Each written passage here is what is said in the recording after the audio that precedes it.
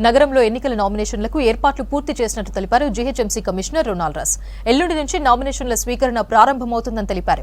నగరంలో 45,70,000 ఓట్లు ఉన్నాయని 3,986 పోలింగ్ కేంద్రాలు ఏర్పాటు చేశామని తెలిపారు. గత ఎన్నికల్లో 45% మాత్రం ఓటింగ్ జరిగిందని, ఈసారి పోలింగ్ శాతాన్ని పెంచేందుకు కృషి చేస్తున్నామన్నారు. పోటీ చేసే అభ్యర్థులు క్రిమినల్ కేసులు బహిరంగంగా ప్రకటించాలన్నారు. ఎవరైనా ఎన్నికల కోడ్ ఉల్లంఘిస్తే సివిజిల్ యాప్లో ఫిర్యాదు చేయాలని సూచించారు రొనాల్డ్. సభ ఎన్నిక మరియు Secunderabad cantonment by election assembly ఉప ఎన్నిక సంబంధించిన నోటిఫికేషన్ అనేది ఎల్లుండి మనం విడుదల చేయబోతున్నాము. మీ అందరికీ తెలిసినవి. సో నోటిఫికేషన్ అనేది 18th రోజు 18/4/2024 అనేది మనకు విడుదల చేస్తాము. ఆ రోజే ఇమీడియట్గా నోటిఫికేషన్ రాగానే నామినేషన్ ప్రక్రియ కూడా మొదలవుతాయి. So last date of nominations మనకు 25 April, 25th April is the last date of nominations.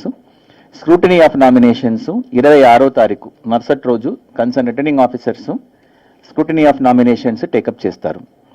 మళ్ళీ విత్డ్రాయల్ కూడా ఎలక్షన్ కమిషన్ వాళ్ళు టైం ఇచ్చారు. సో అది 29వ తారీఖు 29/4 మన సోమవారం రోజు will have withdrawal of the candidature. So ఆ రోజుకు మనకు కంటెస్టింగ్ క్యాండిడేట్స్ ఎవరు అన్న జాబితా అప్పుడు మనకు తెలుస్తాయి. సో 15 అసెంబ్లీ సెగ్మెంట్స్కి సంబంధించిన ప్రక్రియ ఇక్కడ కొనసాగుతాయి. దీంట్లో simultaneous elections for Secunderabad cantonment ఉంటుంది. బోత్ ఉప ఎన్నిక మరియు general elections for parliamentary constituency కూడా సైమల్టేనియస్గా జరుగుతాయి. సర్వేలెన్స్ కోసం మన సీసీటీవీ కెమెరాస్ ఆల్ లిక్కర్ అవుట్లెట్స్లో పెట్టుకున్నాం. ఆ ఫీడ్ మా కంట్రోల్ రూమ్కి రెగ్యులర్గా వస్తున్నాయి. అలాగే ఆ ఫీడ్ కాపీ కూడా మన ICC కూడా ఇవ్వమని ఆదేశాలు ఇవ్వడం జరిగినాయి. ఇంటగ్రేటెడ్ చెక్ పోస్ట్ అది ఇప్పుడు జరుగుతున్నాయి.